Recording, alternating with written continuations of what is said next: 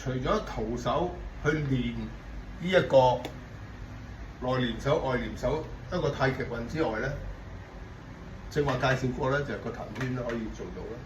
咁個樁都可以做到嘅。咁只不過就係話初初入門嘅時間，好多人咧未去到埋樁嘅時候咧，我哋就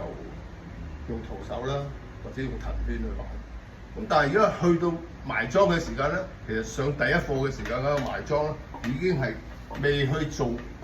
教你天盤樁同埋地盤樁嘅時間咧，就已經係一般學員咧就要教佢一個磨手磨盤功上一個磨手，就係玩呢個內練手同埋外練手啦，